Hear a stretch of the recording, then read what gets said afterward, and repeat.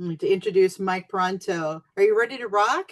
Always ready. All right, let's go. I'm gonna put a chat in the chat. If you have questions or comments or suggestions, throw them in. I'm putting in a link to a survey to fill out a survey. Let us know if there's any ideas or suggestions for us. And then, of course, how you enjoyed the workshop. Take it away. Okay, and also on that, what I typically do is create a PDF of this afterwards, and I can send it to you, Heidi, so that if any of you want a copy of it via PDF, you can have it. It's got links in it to certain sources and things like that. So you don't have to take notes. Okay. All right. Fantastic. So welcome everybody. This presentation is called The Resilient Yard. It is a climate change presentation, but I think you'll find we're talking about really approachable stuff that relates to everybody in their gardening here. As I just mentioned, I usually come in with an introduction to what master gardeners are, but since you guys are all master gardeners, I don't think I have to do that. Um, but I will point out and relevance to you folks, this presentation is part of a series of presentations that we put together. And it is a master gardener group called CATS for Climate Action Teams. Okay. And what CATS is a little different in that most of what you guys do is for Cowlitz County. But CATS is a statewide organization comprised entirely of master gardener volunteers, people who care about climate change, and what we do is we wanted to just pool our resources so that we could improve our overall offering of content related to climate change. So this group, the first project we picked was kind of a speakers bureau-esque project, whereas, hey, what if we could put together half a dozen to a dozen presentations related to climate change? One person creates it, and then we distribute it straight wide and help train people to be able to give the presentation yourself. So if anybody here who's watching cares about climate change, likes to do presentations, know that if you like this one, I'm happy to train you on it. There's another five that are published with a sixth on the way.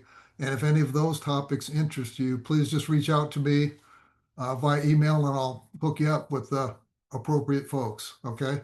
And my email is my name. It's mike@peronto.com. All right. Let's jump into the topic for today, which is the resilient yard. The approach of this is we're not going to talk a lot of theory. This is more dedicated to individuals who say, look, what can climate change is a big thing, but I want to know what is it that I can do personally? What can I do about climate change? Okay. If you think about it that way, there's kind of three main areas where as an individual you can make a difference. First is how you heat and cool your home. Second is what you drive and how much you drive. But actually, kind of third place in impact on the environment is how you deal with your yard. So as master gardeners, we can have some impact on one of the big three, and that's what this presentation is going to be about. We're going to be talking about your yard. Presentation itself is broken into four parts. I'll start with we're in the introduction, and I'll give a little overview of what I call Climate Change 101. We're only talking about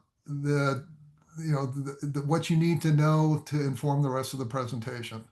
And then the bulk of the presentation, what we've done is we've taken a model of what you think of as a typical suburban yard, and we break it down and talk about the lawn first. Then we move on to your garden beds. And with what little time we'll have left over, we just touch briefly on the benefits of having a kitchen garden. So that is the structure. I'm going to start diving in the way I set it up. So Heidi is collecting chat questions. After each section, I'll pause for questions too, and we can be pretty interactive if you guys want to just raise your hand and we can talk about it as well. All right. So let's go in this. Where I like to start is kind of where a typical suburban home starts. Okay. So this picture right here is a picture. I live in Gig Harbor. This picture I took when I was on my daily walk, and kind of very typical of the way houses have been built for the last 75 years. If you kind of look over here, you can see this area was forested. And when the builder got approval to build a 14 unit housing development, came in and dug up all the trees and carted them off, um, which is not too surprising because you need space to put in houses. What's a little more surprising is if you kind of look at the soil here, what you don't have is the kind of rich chocolate brown, humusy soil, right? What you've got is hardpan. And when people put in tracks for the last 75 years, that's the way they do it. They scrape off virtually every piece of life that they can and get down to the hard pan. And again, they're not doing it because they're trying to destroy the soil, though they do. They're doing it because when you pour a foundation or a sidewalk or a road, people don't want it to crack. And that rich, humusy soil is sponge-like and it absorbs water and expands and contracts as with the weather, which would lead to cracking.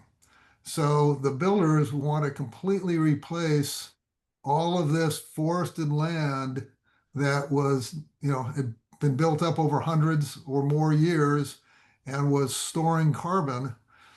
They basically carted off and turn it into a lifeless plot, build the houses, and then kind of we all know what they do then, right? At the end, they'll put in maybe an inch to 2 inches of topsoil, roll out sod, lawn sod, dig in some small beds, plop in some potted plants, cover that with bark dust, and then turn the sprinklers on, and everything, pretty much everything lives. And they only need it to look good for about the first 3 to 6 months, and that's how the houses are sold to us all. Okay, so point being, we had a piece of land that was optimized for storing carbon, and in the process of building homes, we completely alter that land in a way without any concern to replace its carbon storing capabilities. And that is causing us problems. Okay. So now I'm throwing around terms like carbon storage. And so this is what's going to lead to the climate change 101. Let's define a little bit about what I mean when I say that. Okay. Couple pictures here. At left, far left is what's been going on for millions of years, billions of years, right? We all know this. Sun heats the planet, Earth during the day, and that heat radiates off back into space at night. Okay. For very long periods in those billions of years of time, there's been only minuscule changes in the climate, in the weather, which is allowed, and we live in what they call the habitable zone, right? And so over that duration, life has evolved that's optimized around kind of a steady state climate uh, on Earth, right? Now, in that climate, if you'll notice the kind of the orange band up there, there's always been greenhouse gases, okay? We've always, and the main three are carbon dioxide, which is about 80% of it. And carbon dioxide in the atmosphere, if left alone, stays there for thousands of years. Second big, and it's 80%, methane's the next 12%, and then nitrous oxide is the third one. That accounts for about 98% of what we term greenhouse gases. So for millions and billions of years, that was a fairly stable kind of thing with any changes were spanned over a long periods of time. But just in the last couple hundred years, so in archaeological terms, blink of an eye, we've discovered that all of this stuff, put all this carbon-based life forms, to use your science fiction-based terms, could be burned up to provide heat, electricity, and transportation. So for thousands of years, we've been cutting down trees and burning it for heat, but just more recently, we've figured out how to dig up coal and burn that, and dig up oil and burn that. And all of those um, carbon sources, when you burn them, they don't disappear. They turn into a gas, and the gas is the issue. Carbon's great,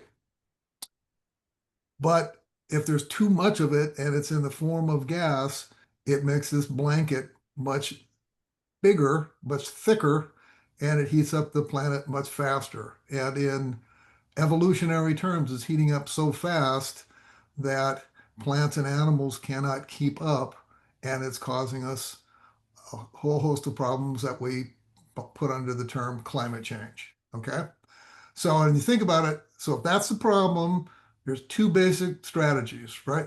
First strategy is stop emitting so much CO2. Don't put so much of it out there in the atmosphere. And the second one is, but there's already billions upon billions of tons of that stuff out in the atmosphere, more than what we need. And it's heating up the planet and will continue to do so for a long time unless we find a way to scrub it out and put it back in the ground where it came from and lessen the effect of the CO2 in the atmosphere. So that's the two strategies that you employ: generate less and figure out a way to scrub the atmosphere and store, return to storage the stuff that we broke into the bank and burned up. Let's stick it back in the bank. Now, in technical terms, there's a lot of entrepreneurs out there trying to build what they're calling carbon capture and storage technologies to scrub the atmosphere. Um, right now, none of them can deal with the worldwide deployment and scale of the issue that we have, and they're expensive. Um, but there is one technology that is very cost effective for scrubbing the planet. And you guys, as master gardeners, probably all know this. It's our old friend photosynthesis, right? Photosynthesis is the act of when you take these machines called plants and you stick them around the globe, they're green leaves. When you water the plants and the sunlight hits those green leaves, what do? They take the CO2 out of the air, break off the oxygen, give it back to us, and turn the other stuff into carbohydrates that they use to feed the plants. So it's back to that original, that having that forest in there was storing carbon because all the green from that forest was capturing the rays of light, converting the CO2 into oxygen and carbs, and was feeding it into the trunks, branches, and leaves of the plant. But also, interestingly, about 30% of the uh, carbohydrates that they generate, they exude into the soil. And that goes to the second part of the trigger of what happens, which is the soil food web. Now, I mean, I remember photosynthesis. I may not have been paying attention to much in school, but I remember photosynthesis. I don't really remember them talking about the soil food web. So what that is this. The plants, through the root exudates, provide a food source for all the critters in the soil, and leaf fall, organic matter falling on top of the soil, provides a second food source. Those two food sources feed the organisms that are in or just right on top of the soil, which comprise 59% of all life on Earth. So more than all the stuff that we see, they have this microscopic set of life right in the soil at the top level of the soil. We're talking about the stuff in our yard, right? And that's the insects, earthworms, nematodes, bacteria and fungi, and they take the stuff that's on the soil and shred it and incorporate it into the soil.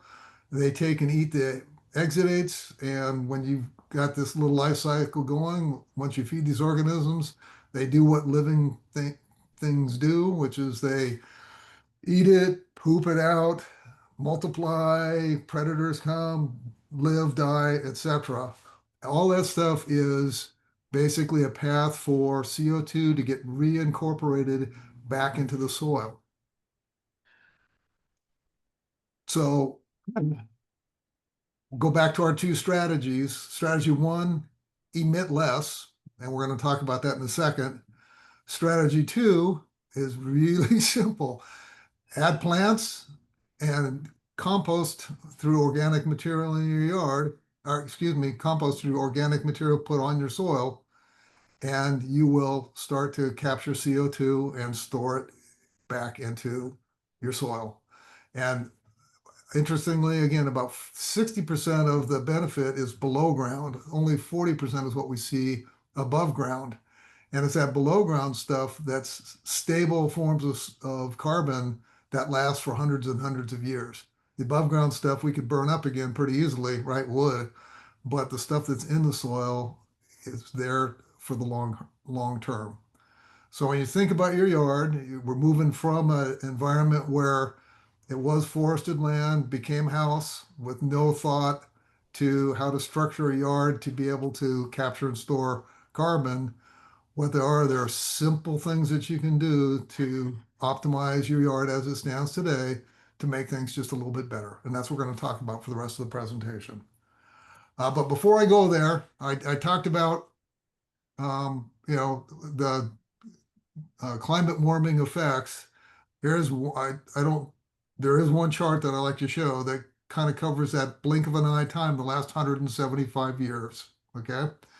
So what this is we've had weather stations around the globe since 1850s, and the folks at NOAA went and they took the average temperature registered at those weather stations for the month of June, and they averaged them for each of the last 175 years. So they took the 175-year average and they set that's this line here, that's the average for the 175.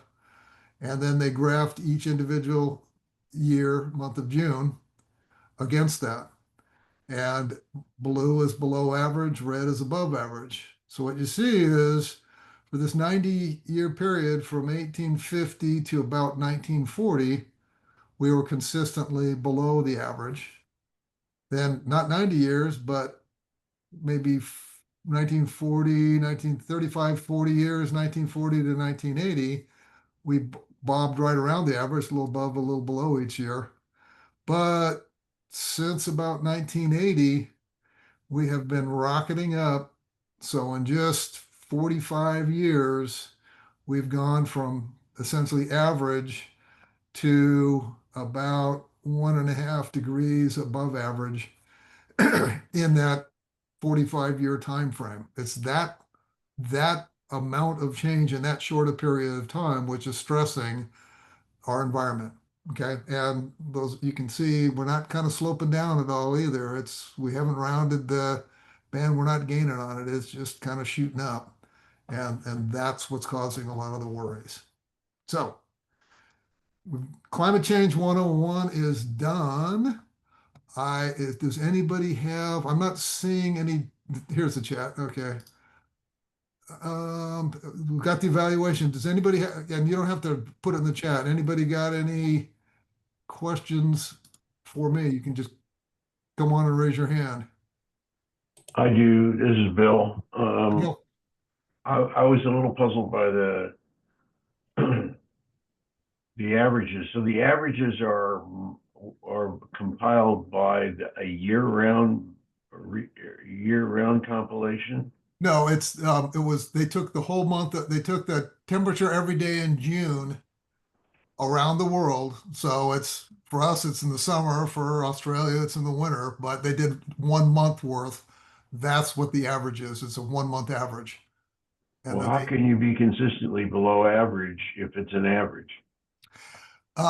if you think about it, since it's an average, these guys and these guys cancel each other out. So that's how it got to an average, right? You follow me? These were all a quarter of a point over, but these are in a shorter period of time, these are 1.5 over. So there's enough here to knock off these, and that's how you get to the average. Okay. Okay. Yeah. And okay. Anybody else? Any questions on that or anything else? All right. I'm gonna roll. We're gonna talk lawn. Okay.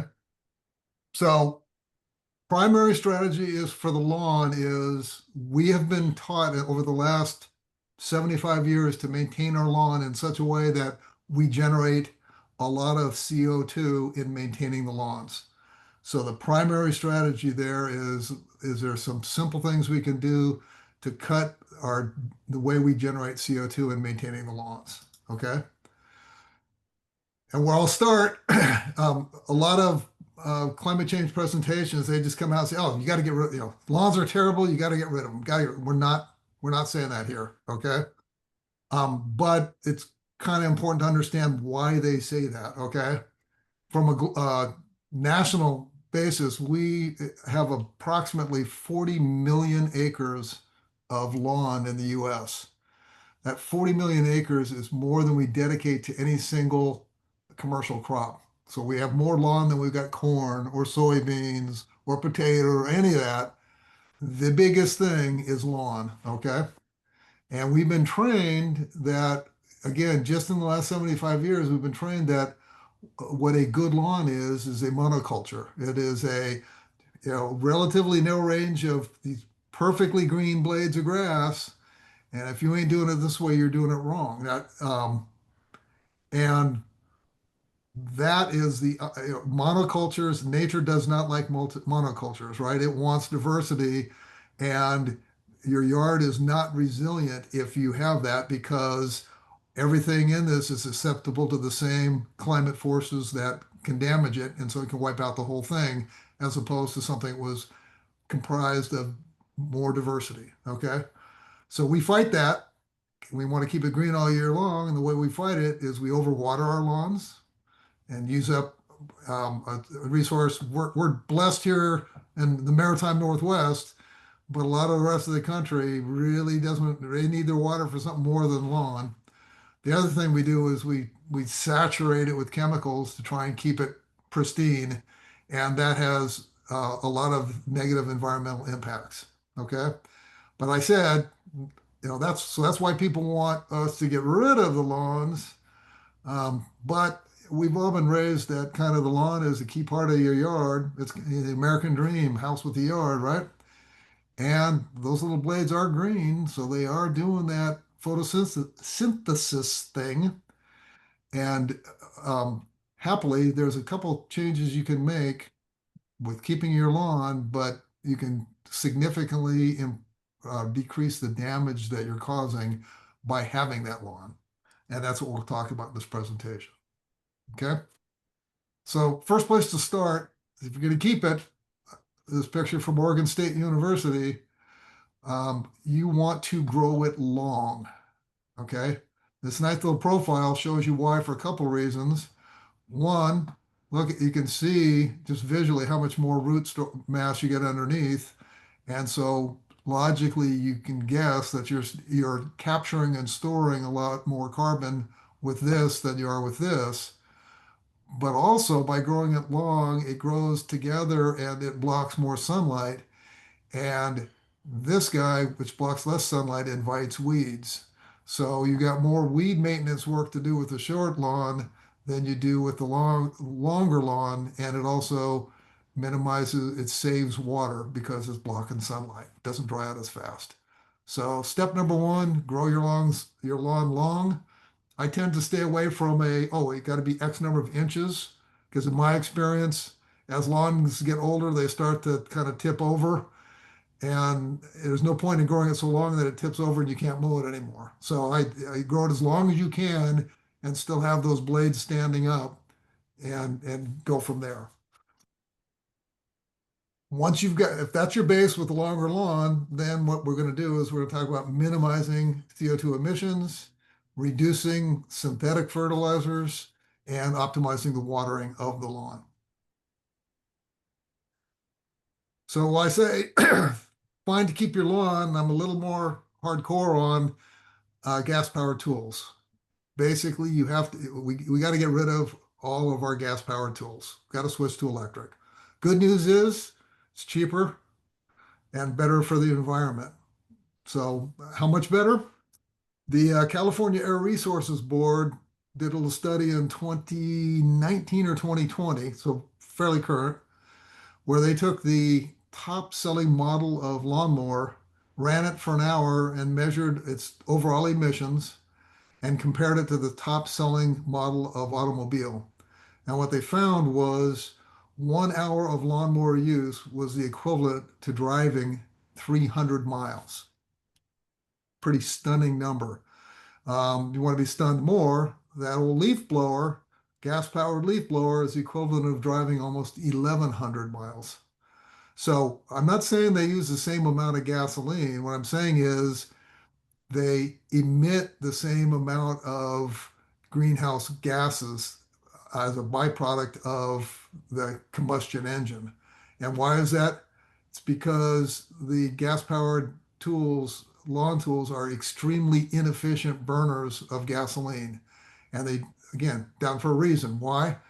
Because they're kind of single stroke or two-stroke engines, which are optimized to be light and deliver a lot of power.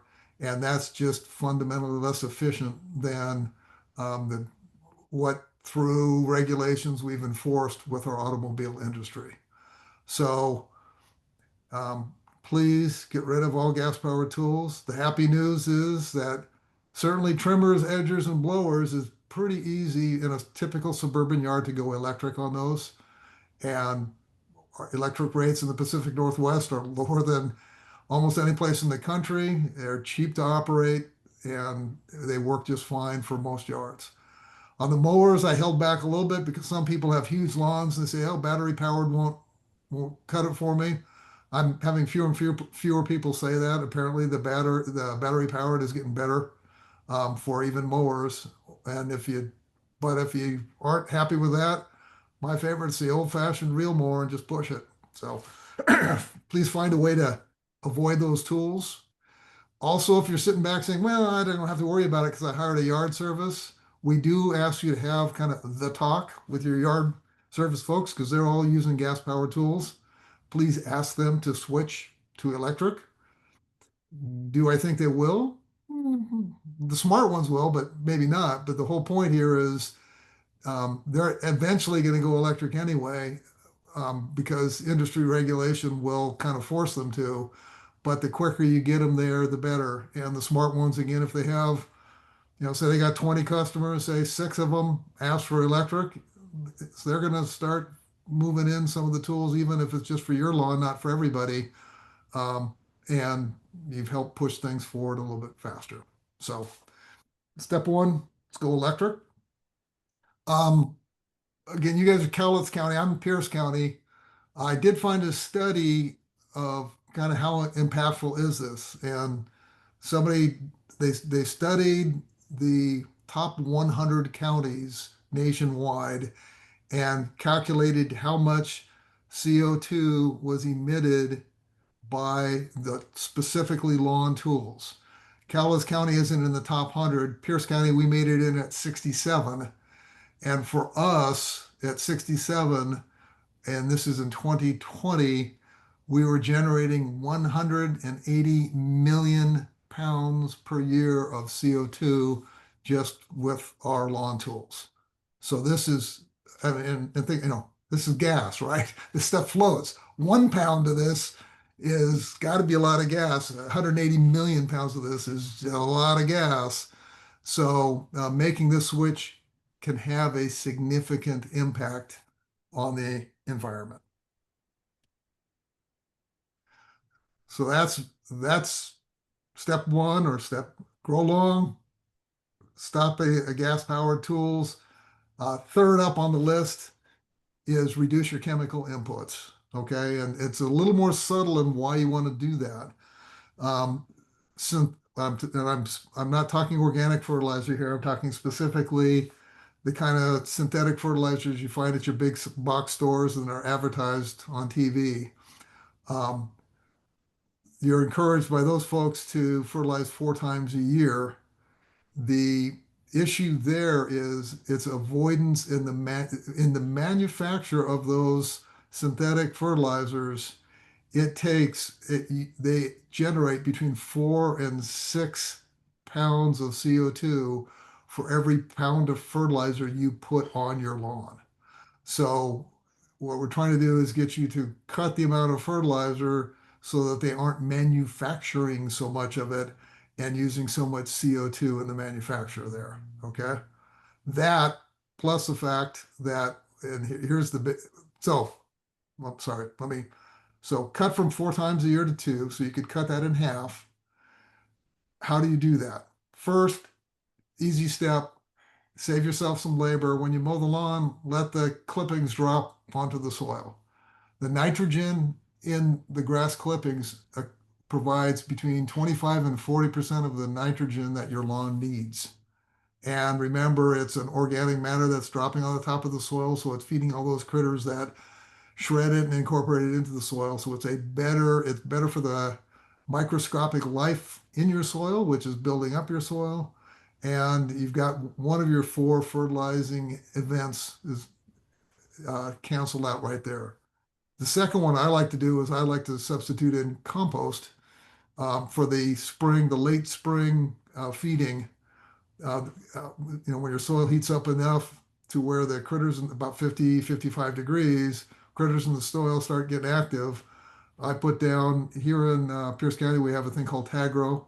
It's a biosolid, very nice, fine particles. Just spread it on the top of the lawn and rake it in, and you're good to go to knock out the other fertilizing event for the year.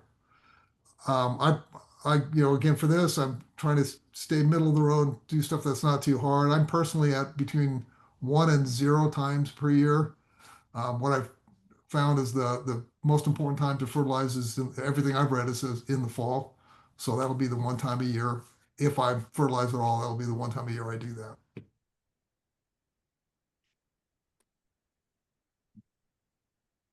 The hardest thing in cutting the poundage is the fact that the way they bag up fertilizer, if you go to the store and you look, it's for like almost the minimum now is 5,000 square feet. Excuse me. And I've got only about 350 feet of lawn left. So I can try and find something as small as 2,000, but I'm basically buying 10 times as much fertilizer as I need.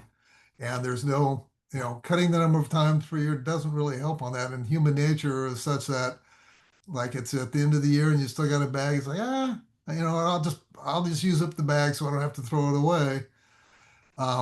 Problem with that is you're back to using more than you need, and lawns don't keep eating. They don't get greener. They don't. Oh, I'm gonna get super green because you gave me more. No, what happens is it either leaches through and goes into our waterways, which causes problems, or it becomes nitrous oxide, one of those climate warming gases. So I wish I had an easy solution for you on that. All I do, I buy for myself and my kids. I try and get out ahead of them. I'll do the first and I'll give them my leftover so we're not overusing so much fertilizer. Beyond that, I do encourage you to stop using moss killers and weed and feed type products. The moss killer is kind of interesting.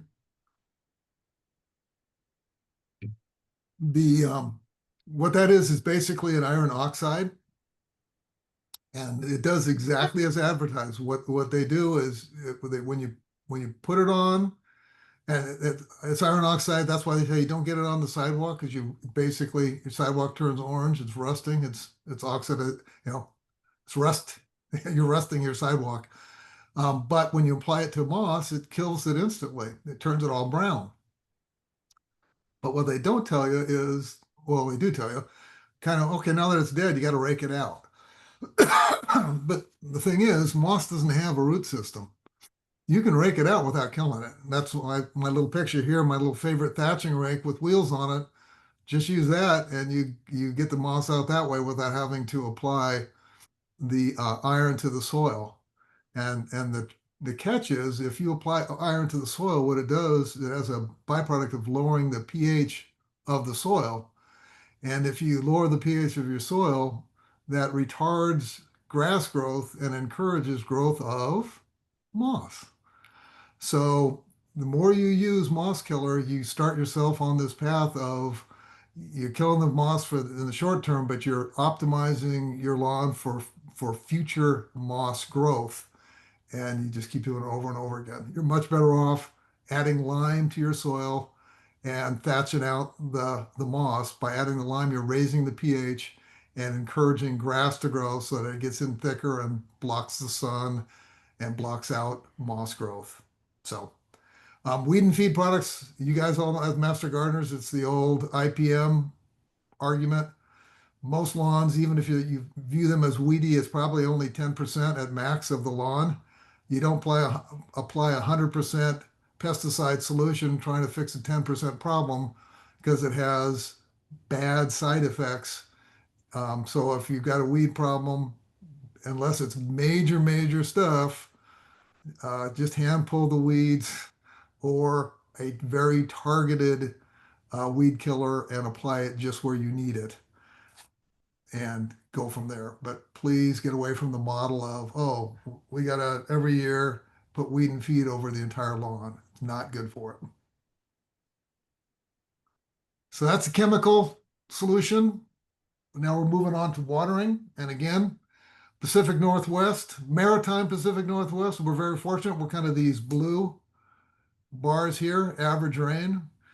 We get enough rain almost most of the year that we don't have to spend a lot of excess water. Our problems are kind of second half of June through the first half of September. It's a little bit later this year, where you have to supplement with watering. The green bars is Eastern Washington. They got the problem all year long, and it's a real problem for them because they don't have as much access to water, and they need it the most. And they're countering by basically ripping out their lawns. But I'd like using this chart because this graph was from city of Packwood and Yakima, which are only 55 miles apart. It's that mountain range that captures all the water for us where we get fortunate on this side. But you just go 1 hour drive away and all of a sudden you are into the dry land. Anyway, even though we're in good shape, it doesn't mean you should be wasteful because you need that water. So you guys probably know this, but the path is you want to water deeply and infrequently. And that's measured as you want to deliver, if nature isn't giving it to you, you're trying to make it up to get to 1 time a week with 1 inch of water. If you have a manual sprinkler, you use the old tuna can test, put a bunch of cans out in the yard, turn your sprinkler for about 45 minutes, and then go stick a ruler and see if you got 1 inch. Usually it's about 45 minutes to an hour, depending upon your sprinkler. And then you know how long you need to set your sprinkler for. And that's the time, and you march it around the yard for that frequency.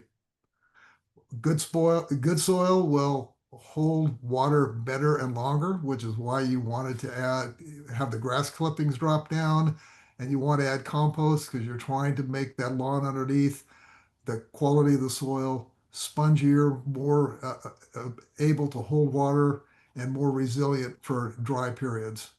The other thing, and resilience for dry periods, is by watering 1 inch, 1 time a week, the roots are driving down to look for more water. Kind of that side cut that we had from Oregon State University at the beginning of the lawn presentation. You want those roots to dive down deep because then when the hot months hit, they're down where the water is, where it stays moist, and so they're better able to handle the hot periods than if you water it frequently and shallowly, which, interestingly, if you have an irrigation system, automated one, what I found, I got one when I moved in at Gig Harbor. It was the first time I've had one, and I know they market them as water savers, but most people have a irrigation service, yard service, turn it on and off for them. And what I learned is when you have somebody else do it for you, what do those yard guys do? They turn it on to run every day of the week for 10 minutes. They are doing the exact opposite of what your lawn needs, right? They are going shallow and frequently.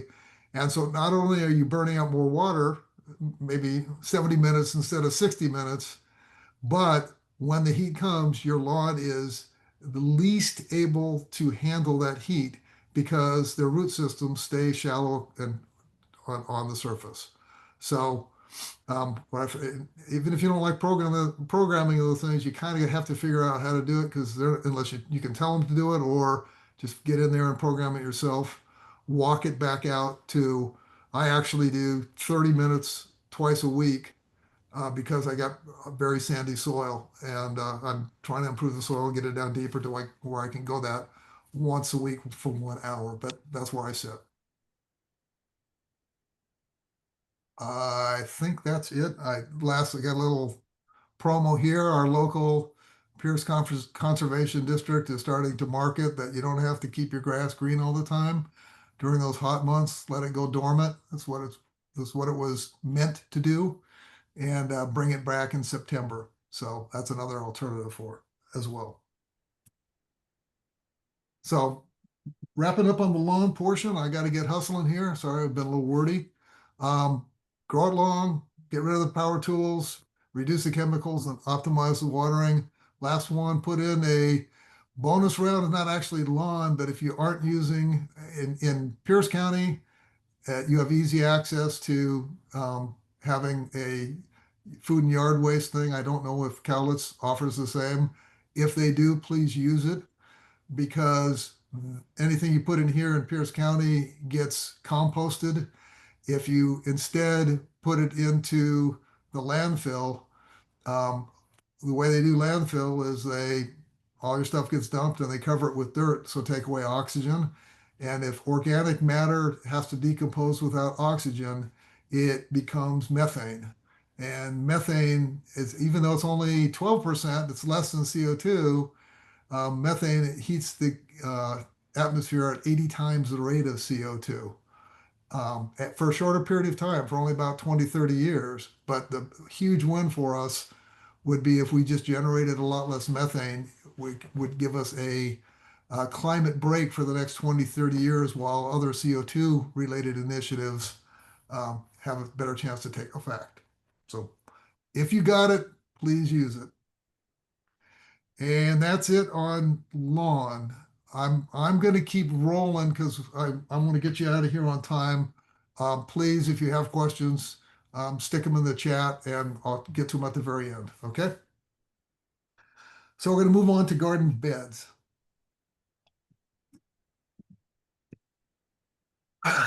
And to do that, let's go back to where we started. I showed you that Gig Harbor forest that got taken down to put in 14 houses. This is my pretend forest of the same place, but it kind of looked pretty much like this in Western Washington. So if we didn't put houses in, that's what a lot of our landscape would look like, right? So think about what is nature doing there, okay? First of all, it's during the summer, if you're taking a sun's eye view, all green, there's no open spaces. It's maximizing its ability to capture sun's rays. You can't see any bare soil here. And so it's optimizing on that photosynthesis and soil food web thing we talked about. But also interestingly, by blocking out the sun, it's retarding weeds and it's retaining water. So nature, if left alone, has kind of figured out the path of minimizing the weeding work, maximizing water retention, and maximizing carbon capture. If you take those lessons, let's go apply that to what's happened after we cut the forest down. So this is another picture of another development in Gig Harbor. Poor quality picture, I apologize, it's Google Maps.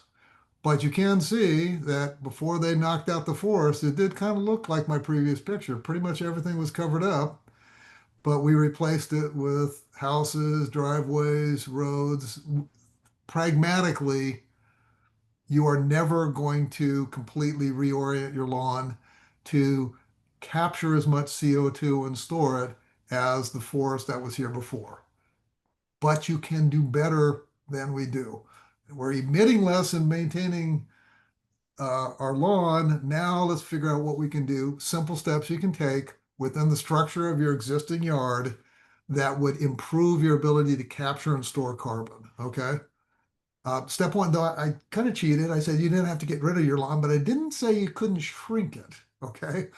So again, most builders, when they put in a yard, they maximize the lawn because it's the cheapest thing to put in, and they put in little tiny beds and stick a couple of feature plants in there.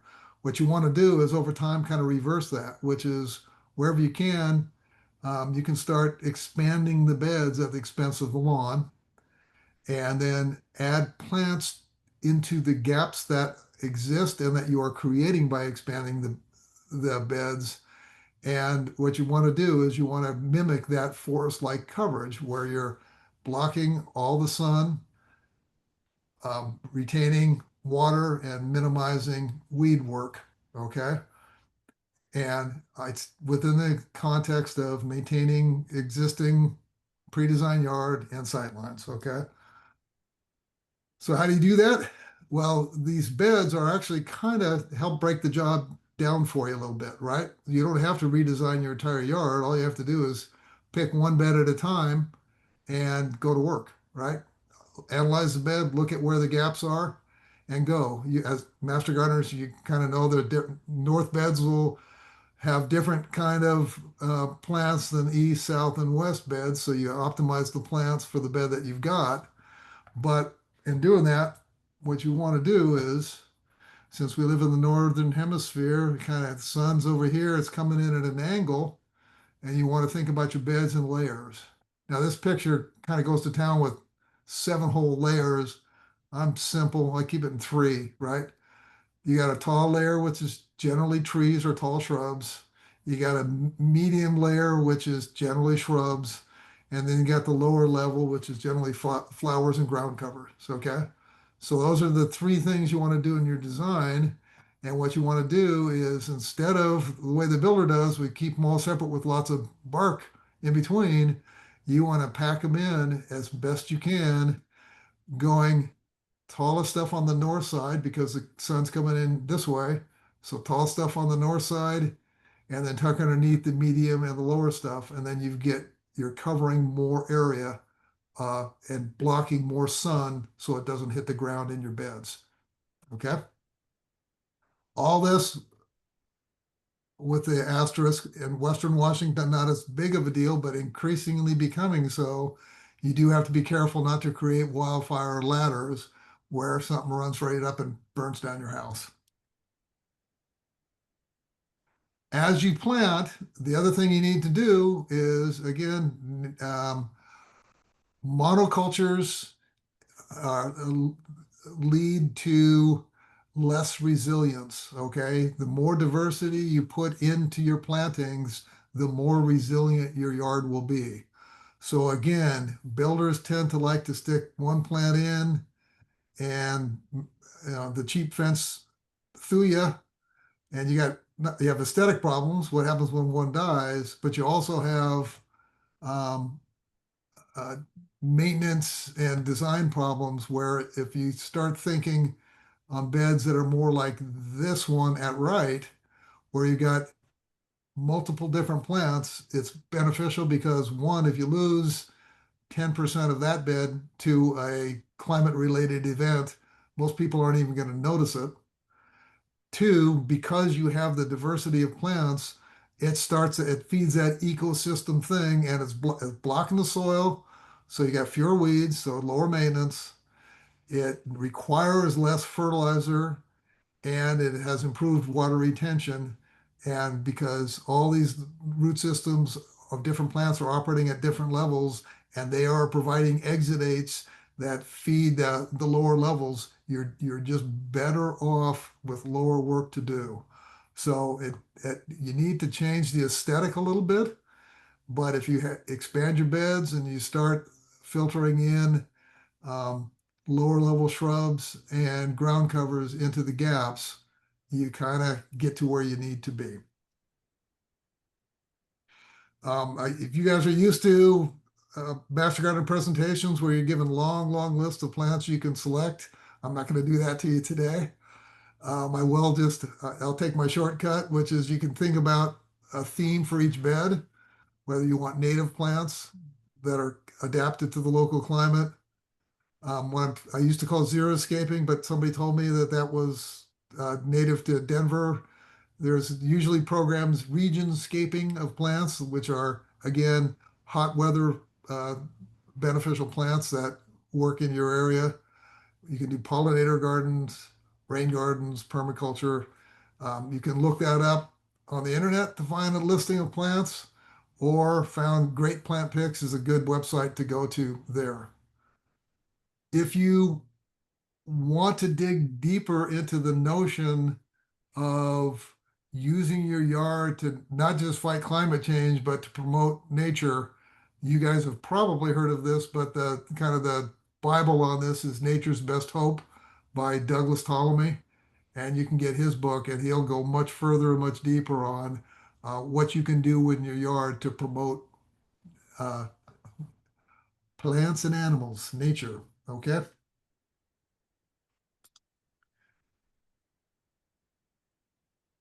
So, wrapping up the beds section, you got to design kind of when do you implement it, the timing of things. Spring is the best time to amend your soil with compost and plant your shrubs and ground covers from the plan that in the bed that you've decided to go after and from the plan that you put together probably over the winter. Optimize on planting vertically, horizontally, and over time so that you got as much coverage for the coming year as possible. When summer hits, that's the time to, especially in newer beds where the plants haven't fully grown up, so there'll be gaps. It's time to add mulch to prevent evaporation, preserve your water, and focus on the watering deeply and infrequently. Fall, if you're aggressive and you want to go upgrade 2 beds a year, fall's the second best time after spring. And naturally, save yourself some work. Let the leaf fall on the beds as a mulch for the winter, and insects live in that stuff. And so you're helping promote plant life over the winter by doing that. And then in the winter, like in summer, look for bare soil. Make sure you got coverage there. Late winter is the best time to plant trees. And that's also the time to put together your plan for the next year. Okay. So 2 down, 1 to go. Whereas in the previous 2 sections, it was kind of both why you do it and what you do. Time is only going to permit me to just make an argument of not what to do, but why I argue that growing veggies at home is important for climate purposes. Okay, so I equate it to the new Victory Garden. And here's the issue from a climate perspective. If you look at commercial agriculture, the way we grow food today generates tons and tons of CO2, okay, our climate warming gases. It's because farmers, to get scale or get huge plots of land, till it extensively, which erodes the soil structure and throws up into the atmosphere the dying critters, if you will, in the form of CO2. Then they're encouraged to plant vast monocrops, which nature fights. And so they fight back with increasing amounts of pesticides and herbicides. Okay. That whole thing. And then on top of that, we've all been trained that, hey, it's perfectly natural to get a brand fresh strawberry to put on our cereal every morning in January. Well, to do that, on average, food is carted 1,494 miles to get to our table. And that transportation generates a lot of CO2. So the current food generating system just generates tons and tons of CO2. And the industry knows it has to reform itself. But here's what I view as the big problem. Okay. What I've just described is put under the term the Green Revolution. And if you look right after World War II, the Green Revolution factory-based farming, huge plots of land, extensive tilling, and extensive fertilizers. That whole era started then, and you can condemn it, but look what happened. Here's the productivity per acre. This is for corn production, but under similar charts, similar productivity increases for all of the major crops. So we've had this many-fold increase in productivity. And if you're going to replace that, these farming practices with anything that's any less productive, the trap is then you have to cut down more forest to have more farmland. So they're in a, that's the analogy is like changing an airplane and changing an airplane engine in flight, right? They got to keep the productivity up, but substitute in practices at the margin that don't generate as much CO2. So they need a break, and that's not going to be easy, right? And the alternative, just have less food, and isn't all that good either, right? So back to what can I as an individual do to make things a little bit better? Start your own little kitchen garden. I don't care how small, any kitchen garden you do is going to be great for the environment. Why? Because the way we grow it at home, most of us don't do very little tilling, and you can be taught how to do no tilling at all. We use very little to no fertilizers, pesticides, or herbicides. I use none.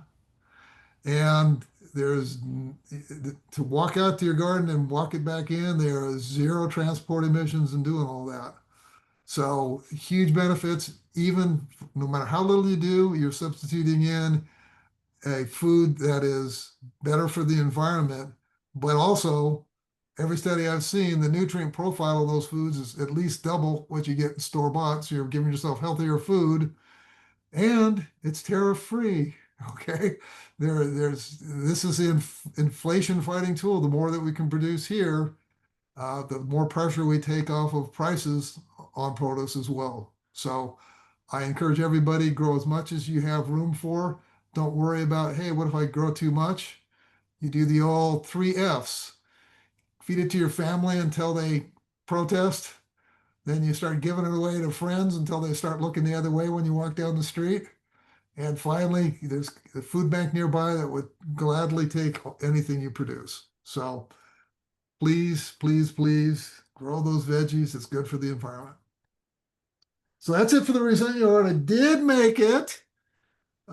Summary, basically, laws of your area, we can few changes at the margin. You can mineralize generating CO2. Garden beds, expand them and design them to capture more CO2. And start your little kitchen garden so that you can take some stress off of our food supply chain.